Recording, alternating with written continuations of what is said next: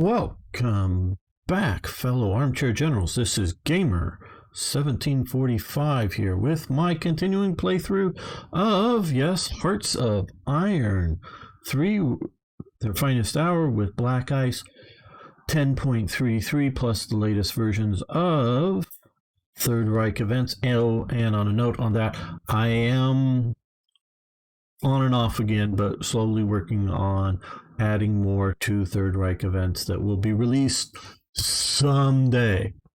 It may not even be this year, it's a someday. Don't wait for it. It just, someday it's coming. And so, yeah, that will be along with units of the Third Reich and, of course, GGA and other mods. And also a couple of notes before we get going on this. If you haven't already, there will be a link below to join my Discord forum to where we, not just me, but we, all of us, can hang out, talk, chat, get to know each other, help each other, whether it's install instructions on something like this or just other games, because, hey, I also like driving tanks and doing other games as well, as you know. So you can hang out there. Really be cool if you do. And of course, if you haven't already, please subscribe. And also, liking a video is important. Yes, important to me because it shows YouTube algorithms people like this, but it also lets them know not just this video or my videos, but also it helps target them on what videos you like. I love it if you watch my videos, you like all of them. But if, hey, you like Hearts of Iron 3 videos of mine, but you don't like the other stuff so much, just you hit like on the Hearts of Iron 3 stuff. So I do put in what game this is. The algorithm will figure things like that out and will more likely show you thumbnails, however you get them, recommendations to other, including mine, but others as well, Hearts of Iron 3 games. So that is an important reason to hit that like button. And I don't know how well it always does that, but I've definitely seen it as a viewer myself with some content creators. Certain types of their videos I want to watch, others not so much. So, and now I don't downvote because that actually sort of hurts things, unless I really think it sucks. So if you really think something I do sucks, not just it's not your favorite, then yeah, go ahead and downvote the videos, whether mine or somebody else's. But just generally, if it's something you want to see more of, you hit that like button. Okay. The Sino-German cooperation. I scrapped a long time ago a small chain of events. Just 4 or 6 or something dealing with this, and never brought it back. Probably lost somewhere in my older save games. Mostly dealing with Germany's military advisory elements to China. Okay, but this is more of an economic agreement. Now, this has costs to it, but we're going to do this. You can stop this, ruins our relations a little bit, but it does sort of make up, and we'll see here, splendid relations with Japan have gone down a little bit. Okay, yes, I wanted to apply my motorized engineers to my support brigades, and that I am, yes. And what do we have here? Money, okay, how much? 25. We would give them fuel. Okay, yes. And rare materials to Greece. Buying, let's decline this, but let's come over.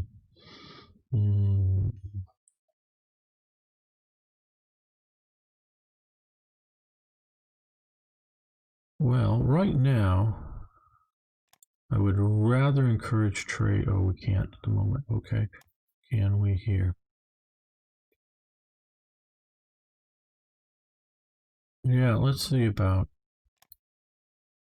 Eventually, we will be trading more with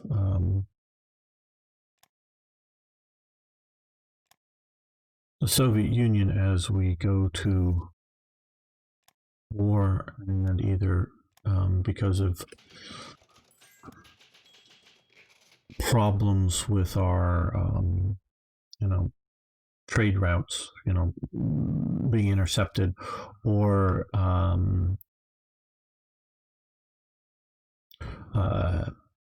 the U.S. eventually embargoing us, will happen. We'll be wanting to stop our trade, and because of things, we'll be able to trade more with the Soviet Union. And so that's what will happen. Okay, so we get plus 15% metal, plus 20% rares, which will help these rares. And I was sort of waiting for this. Now, this is costing us 10% of our money income and 10% of our supply production. So that is a big cost. But it will definitely, because we're just at a slight negative now, and we could be at a positive somewhat. That would be nice and worth selling some supplies and or fuel to do that. But that will definitely help with both of those things. So we will do that.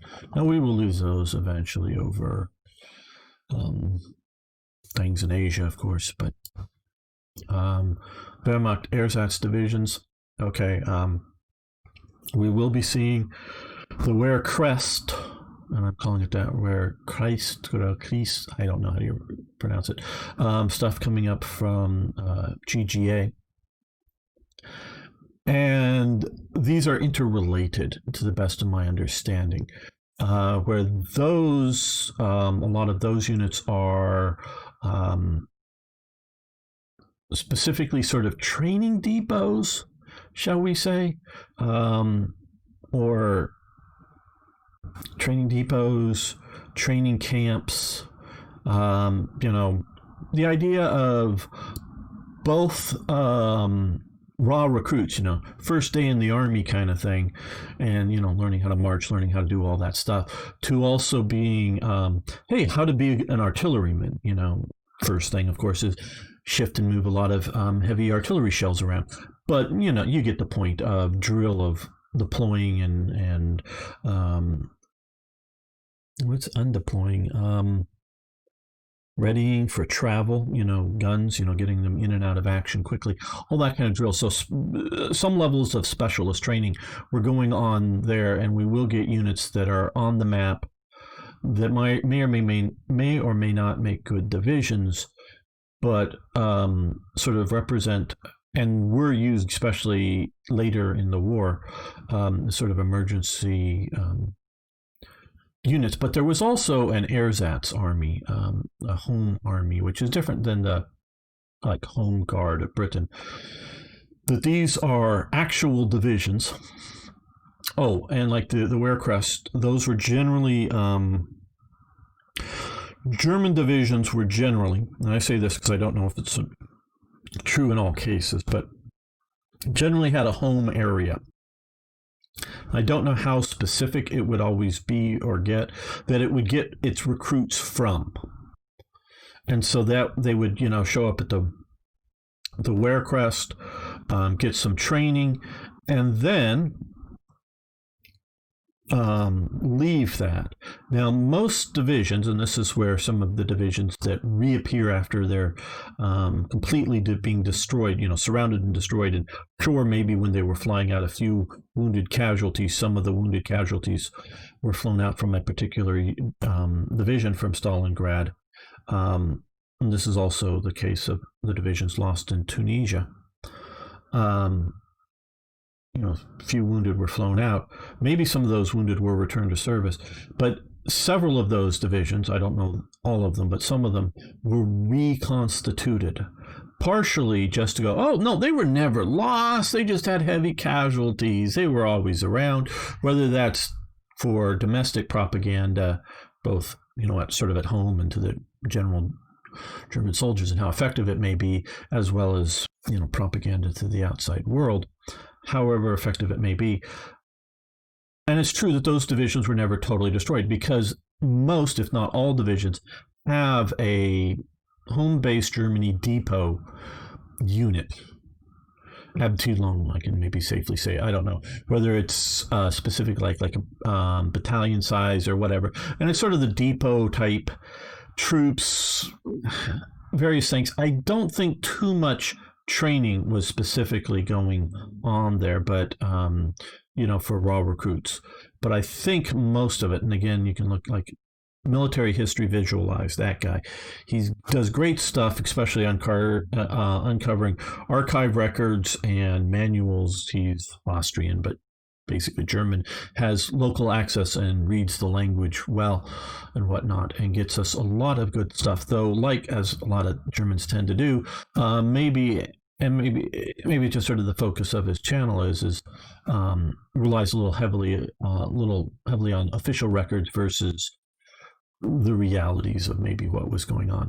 So, but very good stuff to watch. So shout out to his much bigger channel. And sure, a lot of the troops leaving the Wehrkrest training very well may have gone to the depot before being sent out to the unit wherever it may be stationed, whether it's just, garrisoning France or, on the front line somewhere. I don't think too much training was going on there. But a combination of, and so the Wehrkrest, had instructor type peoples, but most of the personnel were just going through a training cycle and then leaving to whatever unit that they were going to go to. Where the ersatz divisions were persistent divisions that were sort of home front training units, but also home front garrison units. And they were organized as divisions. They were mostly kept at home during the war. You do get, I think maybe it will be said in some of the texts I remember reading, like maybe some of the units were sort of kind of moved a little out of Germany, say to Denmark or to the Netherlands or someplace like that, to sort of be occupation garrison divisions there, but close enough to Germany, as well as very well, I think maybe one of them that was stationed in Austria, I think maybe that was one of the mountain ones or something, takes part in the invasion of Yugoslavia because it's sort of a rushed thing, as not maybe a frontline invading division, but just as part of the operations, rush down in there, fight, occupy, whatever. So they definitely were used like that, but mostly kept at home, and of course until the end of the war when it's being Germany's being invaded. Yes, you want them. They were, of course, mobilized to defend Germany. Now, that starts a chain of events. So don't mess with those divisions if they get destroyed or if they are changed too much. There are upgrades to some of those divisions that go through time. So you'll want the upgrades. You'll remove the old, add in the new, or replace with the new. So and that's the same. You don't want to change any of the SA units because you'll get something coming in the future. So generally speaking, you want to keep those divisions unchanged. So they're not very good divisions. Some will get better over time as they were sort of historically somewhat moved, if not totally moved, out of the ersatz sort of status home army to actual frontline units, and that is sort of covered when they were sort of switched. Okay, a National Socialist cruise ships, which are different than cruise ships. And I know I've explained this before. Sorry if you've watched all my videos. A cruise ship leaves a port with a group of passengers, goes on normally a series of stops, and then returns back to that same port with the same set of passengers. That's a cruise ship. That's mostly what we see, at least in the Western world, with passenger ships now, as opposed to passenger liners or whatever that say take a bunch of passengers, say from Germany to Sweden, and when it's coming back with a different set of passengers. Now, eventually the passengers may come, home, but it's shuttling back and forth, or of course transatlantic or other longer range things. But these are sort of holiday cruises setting up. So yes, it would cost us a little money, mainly the reason I have the money in there is because, hey, they're going overseas, so you need money to buy, things overseas. And so this goes to Portugal, makes people happy, lose dissent. Okay, yes, I want to deploy motorcycle recon. Mobility is we'll do. We won't do the heavy. Oh yeah. I think mobility. I know the heavy might be giving us flak 88s into equivalency into units, but I want to keep a lot of that maybe fast. Okay. Give them money for some rare materials. Okay. We want to improve our relations with Turkey. Okay. Italy. 9 money for rare materials. Ooh, okay.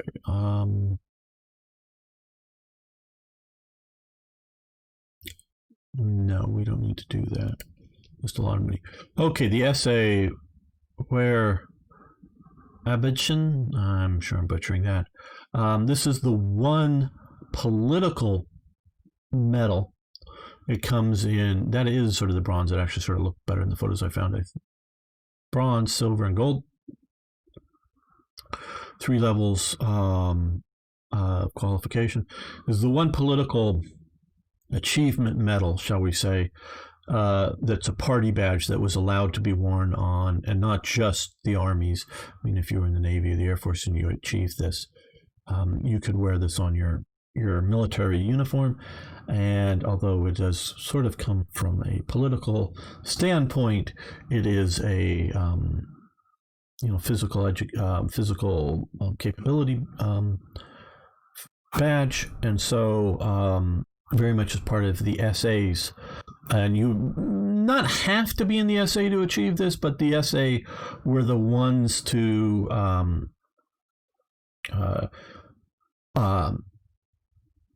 test you, qualify you, and issue the badge. And to my understanding, they did at times, I don't know how common, but at times run the course or whatever, and for non-essay members as well as essay members.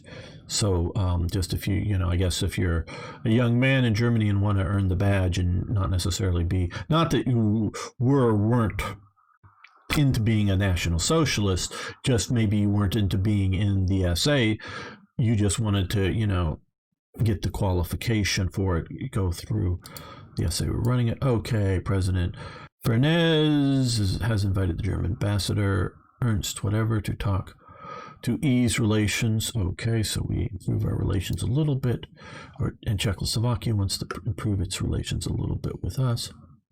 And seeing that slight bonus, let's see Czechoslovakia. Okay, they don't have much money. Okay, wonder if they might want to buy fuel or supplies while we had a slightly better relations with them. Yeah, we'll start the program. This is probably useful with black ice and all of their fortifications.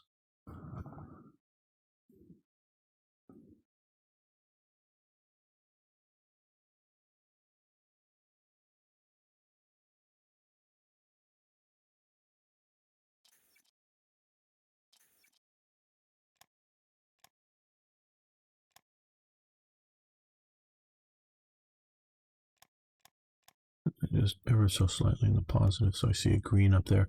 Do we want to send money to the Black Short in England? This is one of the few joke ones I have in Third Reich events, but it does base off of P.G. Wodehouse's novels at the time. There's a period cover, and he had Spode as sort of a fictional version of the British Union of fascist type thing.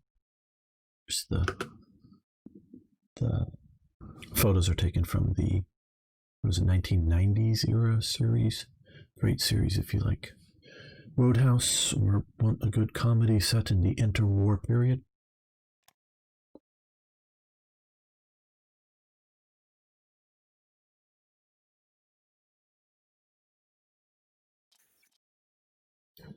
Okay, Kriegsmarine Wharf, Wilhelmshaven. Do we want to reorganize it? Basically, improves the shipyards there, production, costs us some supplies, yes.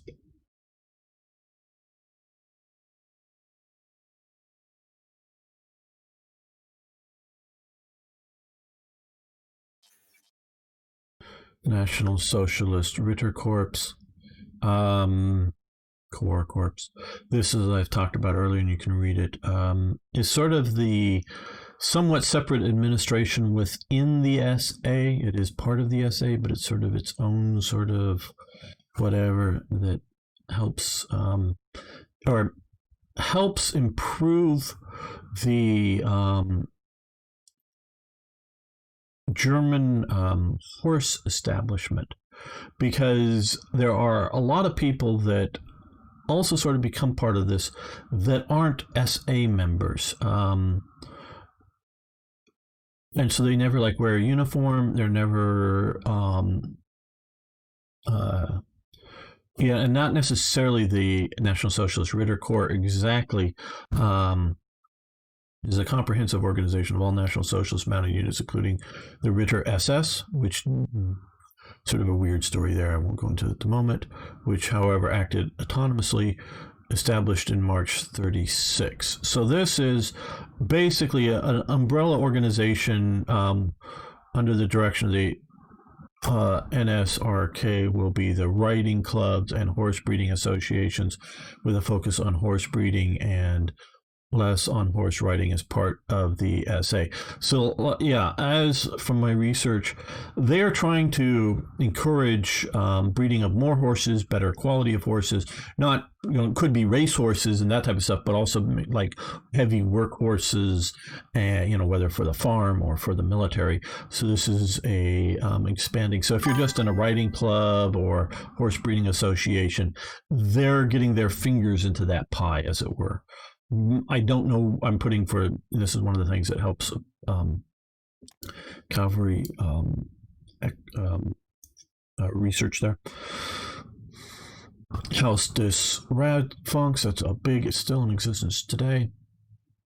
It looks like there's a big auditorium in the center of it, garden up on the roof. That's the big sort of radio center.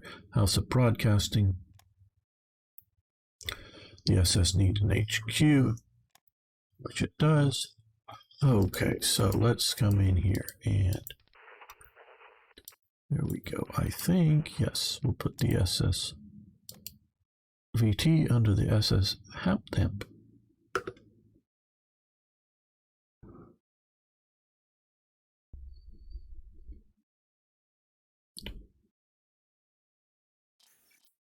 Already we are, oh, we don't need any of that. Okay.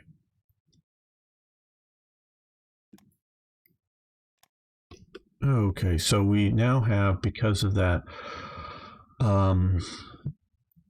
because of looking at, I did also I think it's just news and politics and small entertainment. Britain gets a one that just has those two for the BBC. I look at it as what the USA develops.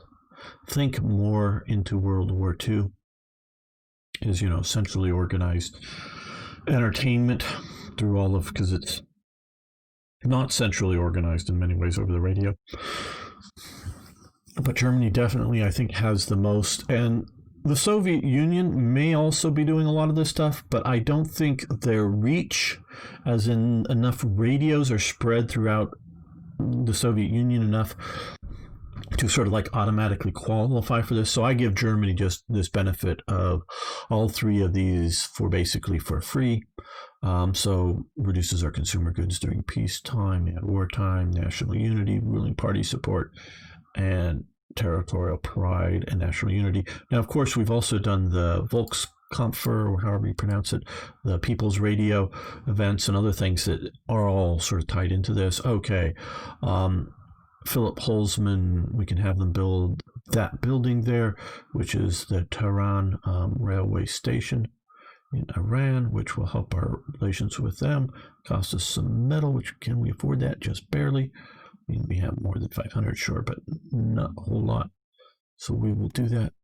Send that down to there. We can support Vlatka, or however you pronounce it, a small Czechoslovak fascist movement if we wish. Oh, it's also weird esoteric. He is the author of Practical Telepathy, or The Transfer and Reading of Minds as a Key to Mental Magic. Well, if you believe that all that's possible, maybe he was doing all of that. And if he could read minds and all that, I don't know why he's such an ultimate failure. But yeah, maybe he found out humanity's crazy and was the only rational person, and so everyone thought he was crazy. But okay, yeah, we can give him a little bit of support if we want. Again, this is money because we're supporting something, or some money support overseas, or, well, not overseas, but in a foreign territory. Okay, we could use more oil. How are we doing for money? Decent. Yugoslavia, we give them money for rare materials? No. We'll just try to steal their rare materials at some point. Oh no, I mean conquer, or no, liberate for our use. Okay, they are short on money. They have lots of oil, so let's see. We could use 30 some oil. We have 21 some income money. Let's see if we go to a slight deficit in money. Maybe we'll get more pop-ups for people wanting to buy some supplies, to help off or counterbalance our soon-to-be minor deficit in income. I definitely would prefer not to go below 2,000, just because we have events and things for money. We'll no longer receive that money, damn. Okay, we would get, see, there we go, fuel for money, very good. Reich Führerschule for der SA. This is an SA leadership training school down here, and I think it's here. Nope, it's over here. Munich, probably. Okay, yes, we want to not have you upgrade, and we will attach you to the local SA command structure.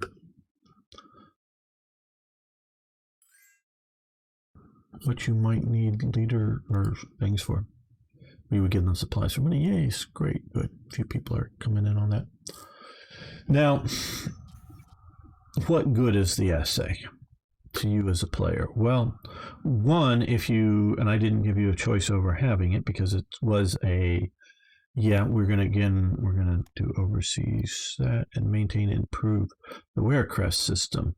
Okay, so we're gaining a bunch of manpower, losing some supplies, gaining some officers, unit training, and until basically the end of the game, until the effect is removed, we're going to get a bunch of benefits for the cost of 2% of our supplies and 2% of our ICs. Okay, we will do this.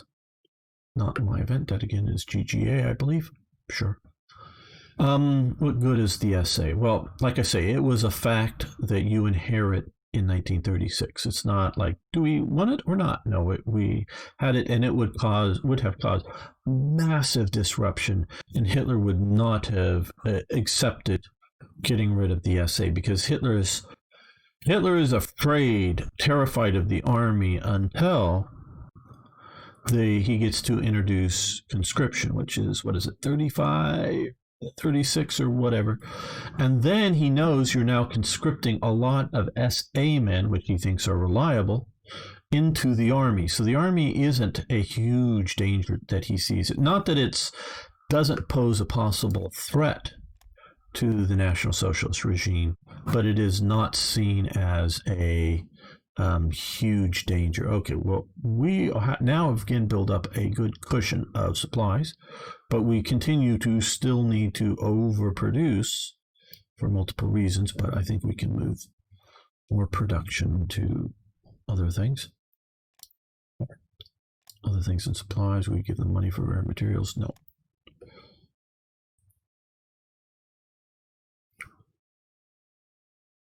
And so Hitler, is worried about the army. I mean, hey, the army has several plots against him at different times, including the last famous one.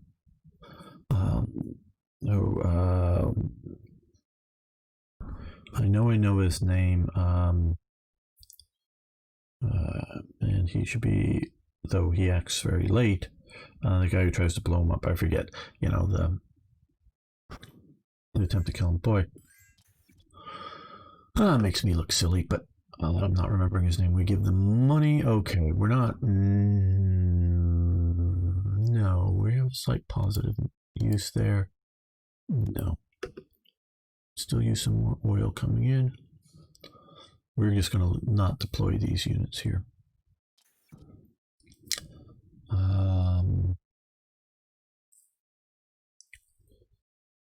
Oh boy, I don't know why I blank on these names like I do. So he has reason to be fearful of the army, but he's less fearful because the SA members are now in it. But he still feels the SA is still an important counterweight to it. And so the SA does have some frontline military operations, particularly in Poland. Basically, some of the SA that are highly military trained, those that are from this German Sudetenland here in Czechoslovakia, are deployed in the invasion of Poland. But mostly not, but they're used as, all kinds of support elements, including, post-bomb damage, but also, I would say, searching for downed Allied pilots and maybe downed friendly pilots that may be in trouble, that crash land or parachute out, as well as like escaped prisoners of war and whatnot. There's a lot of uses they do for Germany now, mostly in the game, unless things go horribly wrong for you. They're just a white elephant that you need to accept. And yes, getting rid of these right now, if you were to delete all of these, it wouldn't be the best for you, because there's some things that will benefit you a bit by having them around later on, and will reduce their sort of cost in existence. Okay, yes, we're going to try to improve our relations with our northern neighbors, or at least those that are ideologically aligned with us. We are slowly now on the positive side of that. We're on the bare negative side of that. Okay, well, before the end of the month here, let's, well, they don't have much money. Soviet Union, okay, they have a decent amount of money. Slight surplus in supplies. Now, can we sell them supplies? No. Let's see if they have plenty more oil. Let's see if we can. We do want to stockpile, though we don't have a lot of money to do so. Let's just do that. We can cancel it if we can't find something to offset the cost. Germany did have trouble selling outside of Germany, but the US did, and I know there's some thought in the Black Ice development community. Oh, well, you can no longer just always sell supplies to the US. Well, the US government facilitated, some maybe direct from the government, some maybe government guaranteed, meaning if it defaults, the US government pays for it kind of thing, but it's actually banks. I think mostly it was that situation where major US banks loaned Germany money to pay off the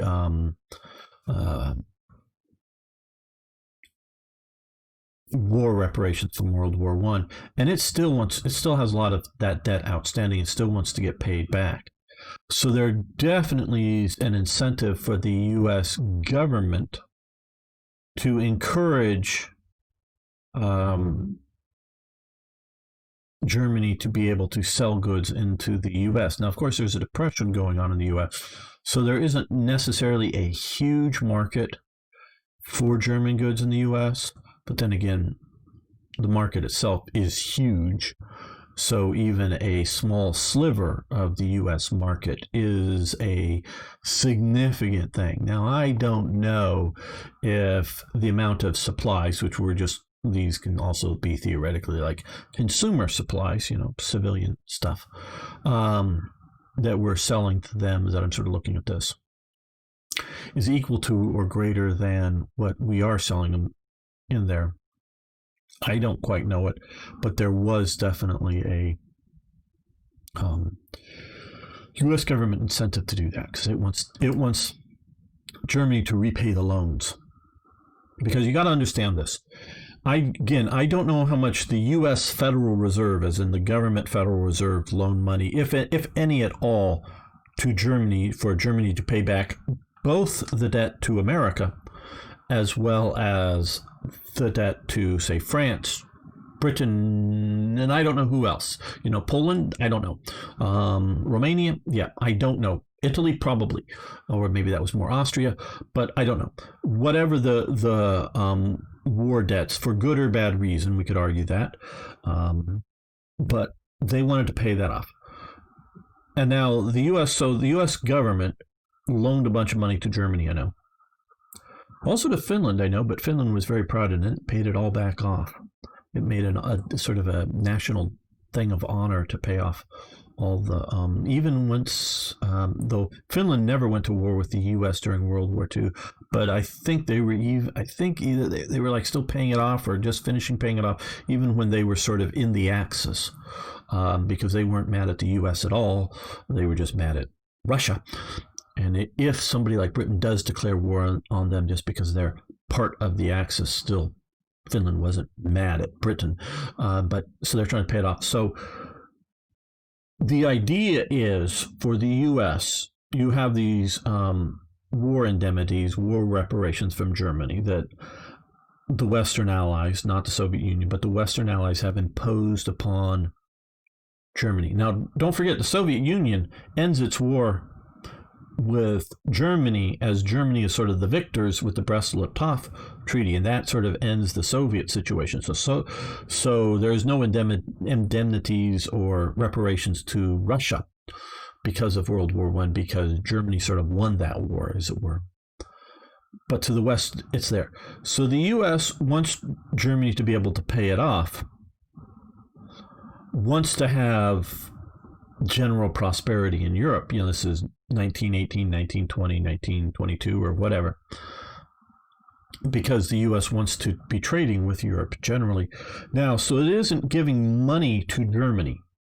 What it's doing is, whether it's the government and out of the U.S. Federal Reserve, or the U.S. government is telling major U.S. banks, you can loan money to Germany at this amount at this interest rate, which is very critical, to Germany. And if for some reason Germany were to default, we will guarantee the loan. Now, I'm not sure if it's the full and complete loan or the loan less, say, the interest you may have lost, so that it is a low risk for the bank, because they might go, what, give money to the Germans? We just fought a war with them. Germany's in chaos. The communists may take over. It may not work out well. Well, of course, if they have these huge war indemnities, war reparations, which they did have, and if Germany is struggling and can't pay them off and is harming the German people to try to pay them off badly.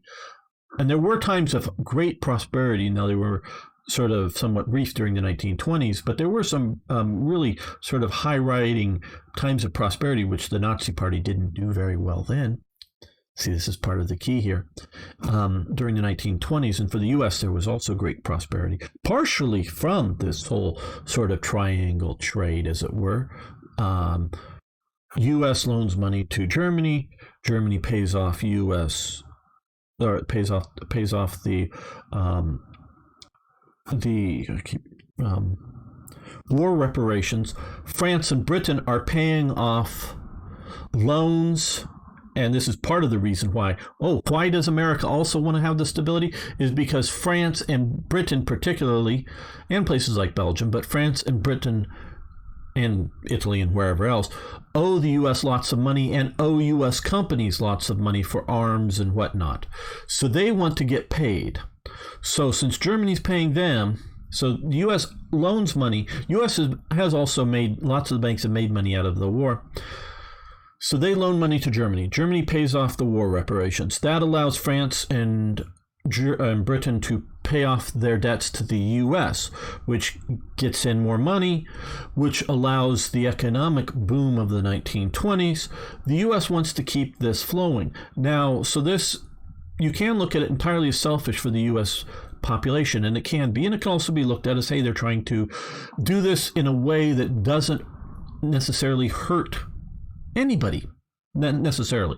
It might, but it doesn't necessarily hurt people. And like I was saying, is the Nazi Party during its rise to power, it's you can sort of track with it. Now it's been probably almost 30 years since I was really looking at this, but you can almost sort of track as the up and down of the popularity of the Nazi Party by how well the German economy is doing. The better the German economy is doing, the less the Nazi Party does. Less well it does, and less well the Communist Party does as well. So the better economic booms, and there were economic boom times during the Weimar years, the Nazi Party does badly. The U.S. likes that. So there are good reasons for general stability is to have this going on. But the Germans, as well as the British and the French, are all paying interest on their loans. So it is profitable if this scheme works out. Profitable for the bankers. Now, of course, the bankers really didn't cause World War I. It's not their fault, and they risked loaning money to, say, Britain and France that might have lost the war, might have gotten to the situation where they couldn't pay off the loans. And even if the U.S. government is guaranteeing some or all of the loans, and I don't know how much they guaranteed and where and when, and I just don't have that information. I've never looked into it, but I do understand they did some guarantees, particularly for the war reparations with Germany. The U.S. government, the U.S. taxpayer, is on the hook for it if it doesn't go through and doesn't work right. Not that the U.S. is going to necessarily collapse because of it, but it could really hurt the U.S. And of course, once we get into the 30s, the U.S. gets into a depression. It is currently in 36 in a depression because of some of the problems that are going on with all of the economic situations. But so the idea isn't entirely altruistic for the U.S., but it isn't the U.S. giving money to Germany. It's supposed to be a way that there is a profit margin on all of this if all of this works. And hopefully not all of it collapses, even if parts of it do, to keep the whole thing going. And it's sort of some of the collapses that happen that hurt the world economic situation. And it's all trying to work its way out of the situation that Europe got itself into in World War I. So that is part of the reason why Germany trading with the U.S. is something the U.S. government would like to see. I do know it happened. I don't quite honestly can't tell you how big, because we're just using supplies as things that are being manufactured by the ICs. So whether they're German typewriters being exported to America or new-made German Lugers, military supplies or whatever, or bullets or whatever. Probably none of that stuff really is going to America. But whatever the manufacturing is, there are definitely some of the stuff coming to America. Again, I don't know the scale of the economy, how big it is, but I do know, say, like Henry Ford Motor Company opens up a car manufacturing plant in Germany, and it makes money off of that. And that is sort of this, but not quite. That's a little more murky, but it's definitely dollars going, or Reichsmarks that are going to the U.S. Okay, sell them supplies. Actually, let's sort of wait a few days on this. I want to have a couple, 3 offers. Czechoslovakia. We'll wait till another day ticks over. Maybe we'll get another one. Okay. That looks like it for now. Okay, we'll go yes. Well, that's very good. Probably won't last very long. And that's also very good. Okay. Diplomatic report. Our diplomatic services reported that on the 30th of April, the 1936 National Assembly of Czechoslovakia has passed a law on national defense. This will mean that they are increasing their ability to defend their nation. Okay, they'll get something that boosts their nation. Winter Relief Campaign, GGA, the Winter Relief of the German peoples, commonly known by its abbreviations from the Winter's Health Work. WHW was an annual drive by the NS, National Socialist, I forget what the V is for, to help finance charitable works. The slogan is "None shall starve or freeze." It ran from 1933 to 43.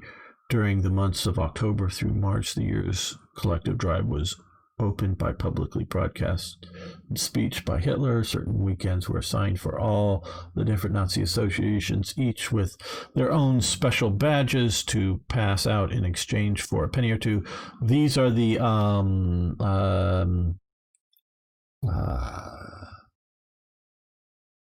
oh boy, there's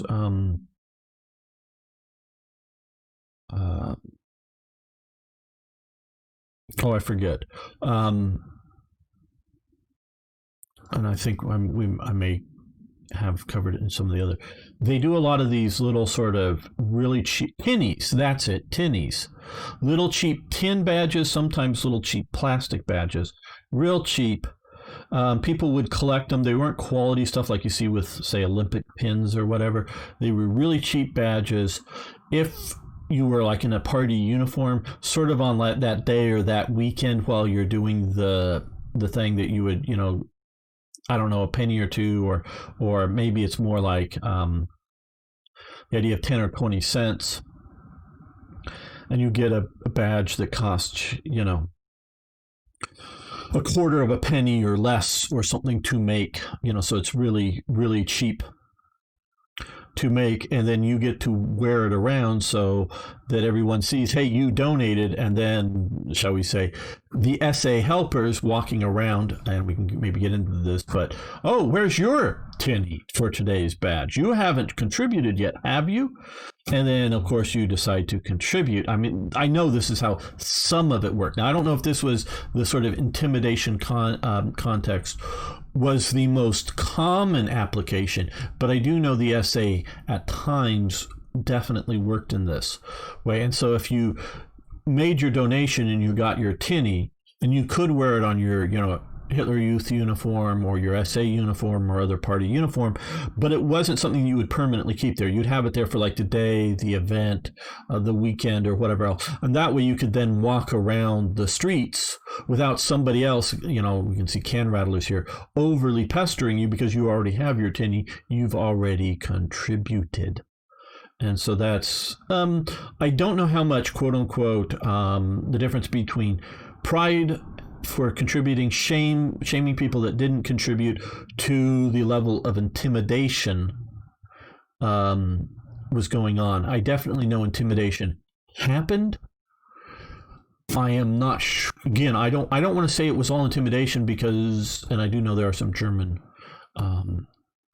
viewers out here, and I'd love your comments, and you can tell me your families, because presumably most of the people are dead that would remember this, any family stories from letters or other things where it wasn't specifically intimidation. And I'm sure there was much in the idea of pride of helping, like the winter relief funds, but tinnies were used at all kinds of events. The SA, and we'll see some stuff, an SA field day in which they're inviting the public in. Now, of course, they're not going to do too much intimidation tactics to people who are voluntarily showing up to an SA sports day or something event. they're not going to be intimidating those people because hey, they'll just leave. But that would still be sort of like, hey, I've already got my tinny, don't keep bothering me, because as you know, the next guy coming around through the group, then the next guy coming around through the group, if he sees everybody in the group already has their tinnies, he's not going to try to sell them tinnies again. So some of that is purely, and not, purely a voluntary, we're all voluntarily going to this event. That we do know is definitely a pure volunteer at times. But we also have enough information, I can't specifically give something, where the SA was flooded out onto the streets as a bit of an intimidation tactics. And not, especially by the time you're getting into the National Socialist regime of this period, they, outside of some rare cases, some of them happening before this time period. Maybe it was in 36 or maybe it was before, I forget. But one of this time or before, but after the National Socialists are in power, they do a big May Day workers, May 1st celebration out on the street, and it is well coordinated with various socialist unions. I think it was maybe May 2nd or May 3rd or May 4th. Nationally, the SA raid all of the headquarters of all of these left-wing unions and take all of the paperwork, maybe beat up people, anybody who resists. That was to get records of who are the leaders in the unions, because they didn't really care. Now, communists are different, but they really didn't care that somebody was a member of a socialist union, because depending on the business, that may be the only union in that business, because they figured that once they reorganized the unions, which they do under the National Socialists, all these people are going to join the National Socialist unions. But they're worried about the leaders. And a lot of those people get arrested and go through re-education camps. Some are killed. And then coming up in 1938, we have Kristallnacht, which of course is heavily done by the SA. Hundreds, maybe, I don't know, our Jews are actually killed, not as a percentage, large numbers of them. Many, many more beaten up. Many, many businesses and synagogues and homes are burnt, are destroyed, are ransacked. They may not be burnt, but going in and smashing the windows, stealing stuff out of them, leaving them sort of wrecked. So the SA was at times used by mass street type violence like that. But once the Nazis are fairly in power, that mostly stops for the SA, where they were doing constant sort of, and it's not necessarily constant in any one particular city, but like we are seeing today with Antifa going around, constantly looking for trouble in a few Northeast U.S. cities, every day, looking for an event. If they're not out in front of the federal courthouse one night or day, they're out in front of, just recently they were trying to go to the one of the police chief's homes, and whatever. They're constantly looking for events to do. Remember, Antifa was and is the communist, and the communists in the U.S. currently are called the Democrats.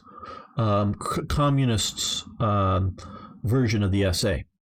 And so, but the SA were constantly doing things like that, both to intimidate and particularly governments, particularly those local governments that were not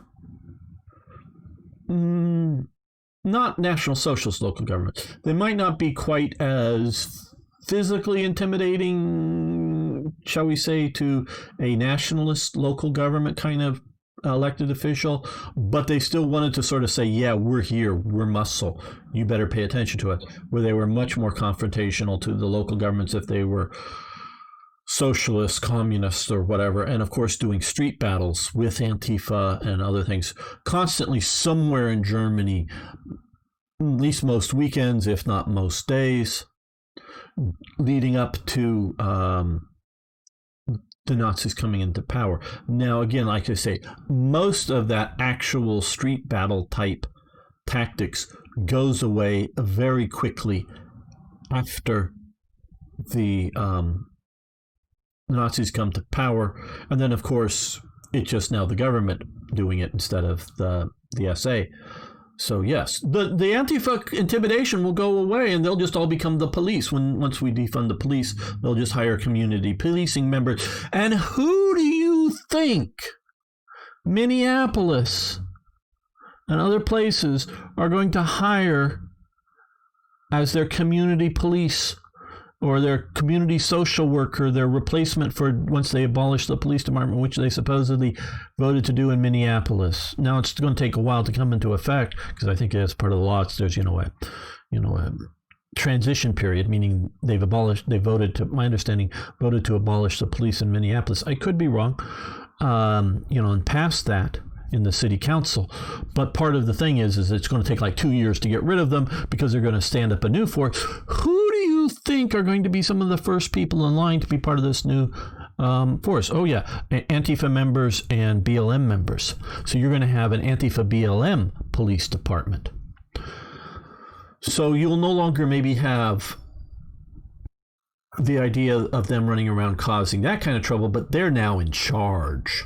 So they won't be doing riots. They'll be out making sure you buy their tinnies every day. Have you bought this week's BLM tinny? Yeah. If you still support, I'm not saying that you support the idea that Black Lives Matter. Of course, all lives matter. But if you support the Black Lives Matter movement, you're supporting a left-wing version of the SA. Okay, can rattlers, as they became known, were relentless in their pursuit of making sure every good German citizen gave their share to the WHW. In fact, those who forgot to give their names put on the paper to remind, or put into the paper to remind them of their neglects, actually published their names in the local papers. Neighbors and even family members were encouraged to whisper the names of shirkers to their block leaders so that they would be persuaded them to do their duty. Collective drives. Okay, so he's even going in. This is Revolverheld, who is German. Collective drives were a mainstay of the winter relief, and those who did not give or give little were sometimes victims of mob violence, indeed needed to be protected by the police. And he's even saying it. But from my readings of the SA, and there is very little coverage of the SA in book format once Ernst Röhm is eliminated. That is normally where a lot of authors end their story of the SA. But it continues on, and there's a few books that I have found I've read that cover the continuing, because I was trying to look into the SA from 36 onwards. Not that I'm not interested in the earlier ones, because that's where I was more studying long ago. This is Hitler's rise to power, but trying to look at for the mod, developing Third Reich events, another plug for it. They were much less doing mob violence than they were before. I'm not, like I said, I was already saying they did do some, but it's much less of the idea of actual mob violence. And I don't know how much police protection, and it very well may. Germany is a big place, and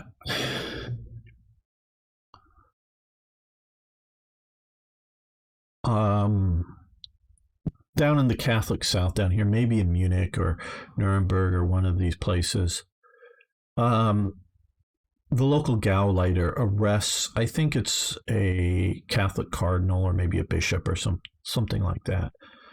It's been a few years now, 3 or 4 since I read this, but in the book called Hitler's Compromises, I know where I read it, and they arrest him because he is somewhat anti-Nazi.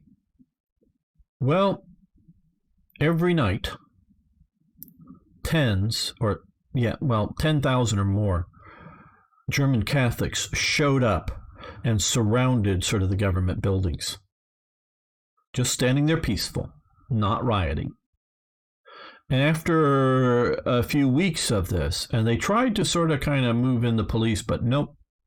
And even the police was somewhat sympathetic because they were local Catholics, that eventually the Savior came in. Once the Savior realized that there was this problem, the Savior being Hitler, who was up in Berlin and didn't know that the local Gauleiter was doing this, of course. Now, of course, that's not true, but Hitler sort of came in and issued orders to have this guy released, bishop, cardinal, it doesn't matter who at this moment, released.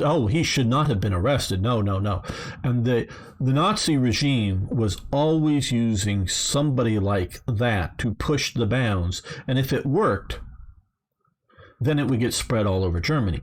But if the people pushed back, particularly the right type of people, the people that the National Socialists were looking to for support. They weren't looking to Jews for their support. They weren't looking to communists for their support. They weren't looking to diehard socialists for their support. Now mild socialists, well, sure, because we're National Socialists. Just get rid of that idiotic internationalist thing. We're going to be mostly like what your socialist people were doing, but we're just ultra-German socialists. And yeah, they had different sort of collectivization policies, and mostly the state did not directly own the means of production. It was mostly privately sort of owned, but overall managed by the state, and there was more capitalism going on than in a true fascist regime or a true socialist regime. But it was still capitalism, but as TIK points out, that there was a lot of government interferences at some level, and it was all understood that ultimately it was owned collectively. So yes, you could be an ultra-rich person. Sorry about that. You could ultimately be a major landowner. You could ultimately be a major business owner, whether it's a public, big company that also has public interest share, individuals owning shares, or privately owned. You could own that in a sense, but it was still under sort of state control. It wasn't like it becomes under Speer late in the war, when he's all centrally planned and organized. That's sort of the fascist want. But so National Socialism isn't fascism. But it's not Marxist socialism either in the aspect of internationalism or in the, shall we say, at least in most cases. I can point to some major, although minor in the and I'm mainly thinking about either the Hermann Goering works or the Wilhelm Gustloff works. Those are two companies that are basically state-owned. And the state are putting all the managers in all the positions, but a privately owned company is sort of privately owned, but on the sufferance of the government, and the guy in charge is also, as TIK was pointing out in one of his videos, is also not the guy in charge, because there are Robert Lay's group, oh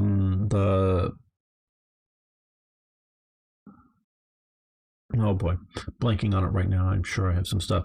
But the National Socialist Labor Union organizer, that's Robert Lay, who's in charge of that, has their people in the plant as well that are sort of appointed by the party, but the party is acting for the government.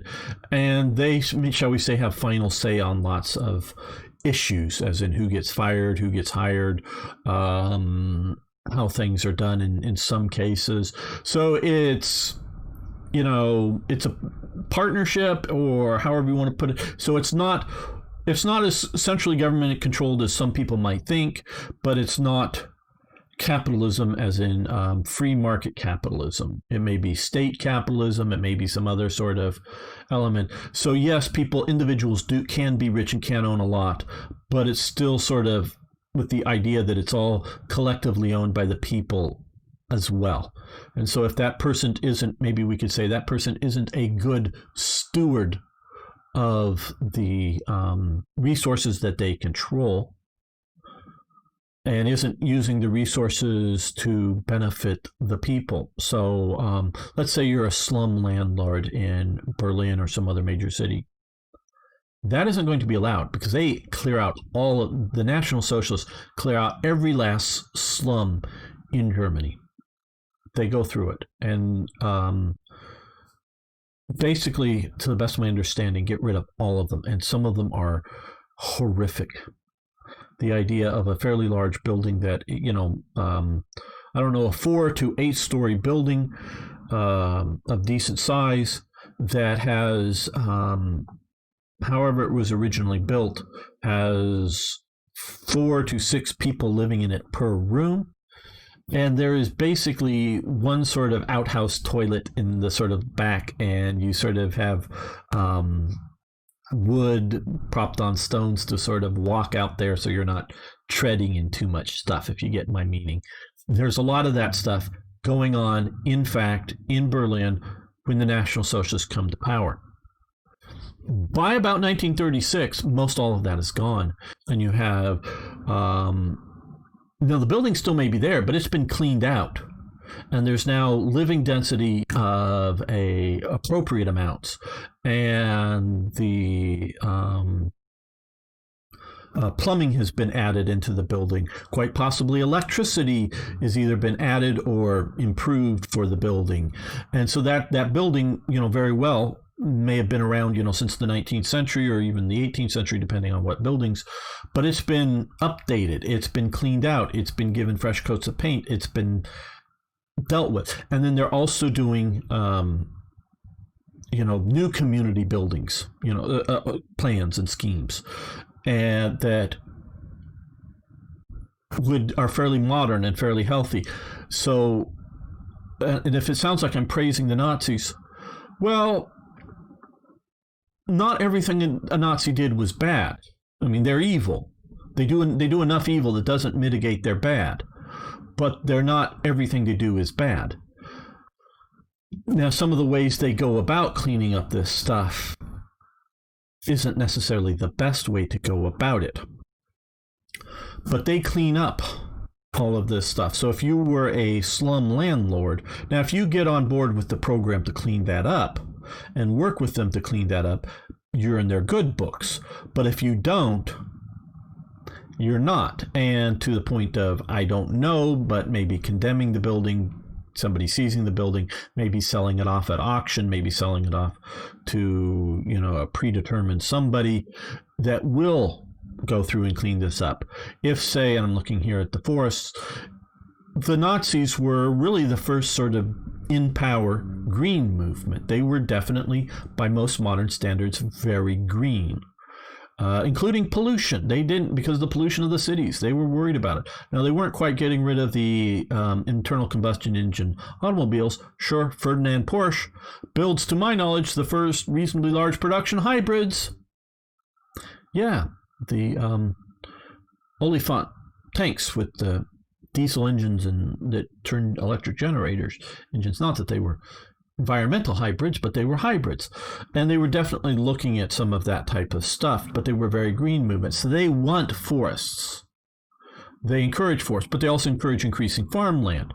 And they also encourage using the forests for wood, whether it's for rifle stocks or for heating or for other needs of the German people would. So they don't want you, if you're a landowner, to just come in and clear cut the forest, unless they feel they need to turn that part of the forest for farmland, maybe. And they definitely want to expand farmland, but they don't want to get rid of all the forests. But they want to use the forests.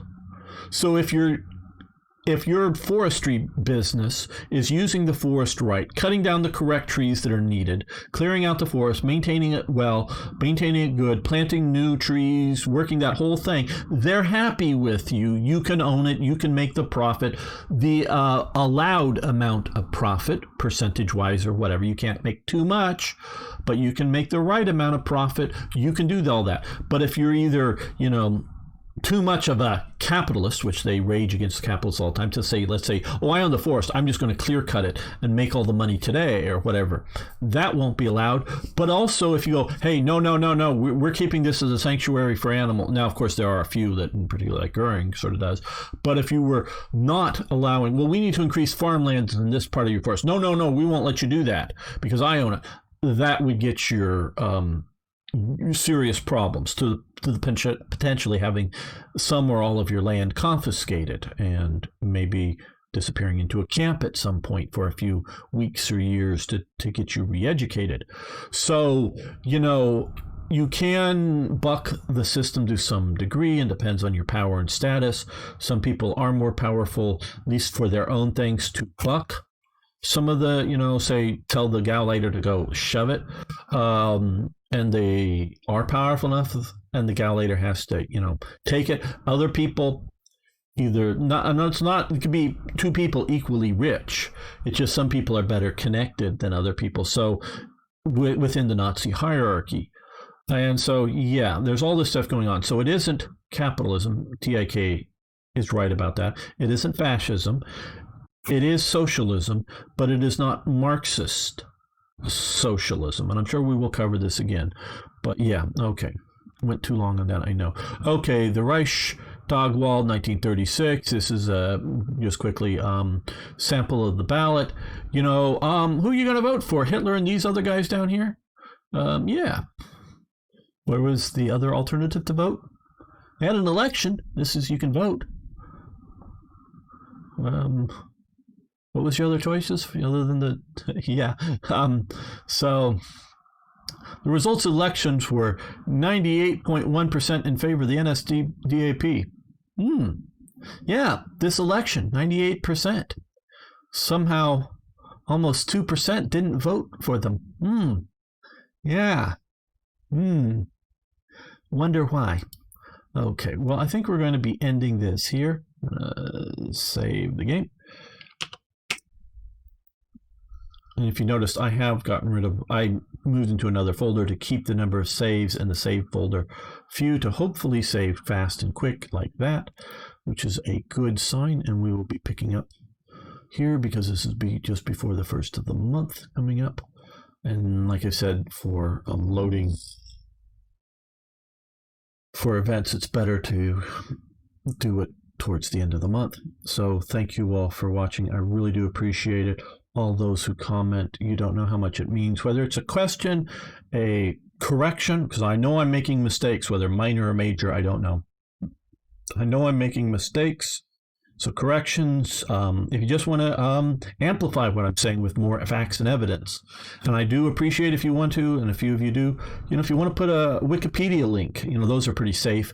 You go to some things I might have to not approve, because some of those I have to approve, or disallow to certain sites just for protective reasons, or if you're promoting some sort of Holocaust didn't happen BS. Oh, it happened. Trust me, it happened. You don't have to trust me. You do proper research, you'll find out that it happened. Those are because if you're a true wicked evil Nazi, you want the Holocaust. So I don't know why these Holocaust deniers even exist, because who are they trying to follow? Because if you truly believe in the BS shit of these people, then you want the Holocaust. And if you don't want the Holocaust, you should be able to look around and get enough evidence that it existed.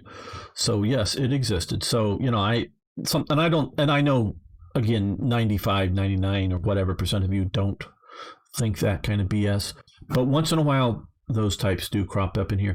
But even if you're going on I'm not sure kind of some of the website links, I might, even if I'm not sure, I might not approve, but generally a Wikipedia link, if you want to on any of these topics, put it down in the description. And I actually sort of like that, because if some of you now or 10 years from now find these videos and want more information, having a convenient link down there in the comment section to something like that is really appreciated. So any sort of comments, just saying hi, I'll say hi back, are all greatly appreciated. So see you next time for more, yes, more Hearts of Iron.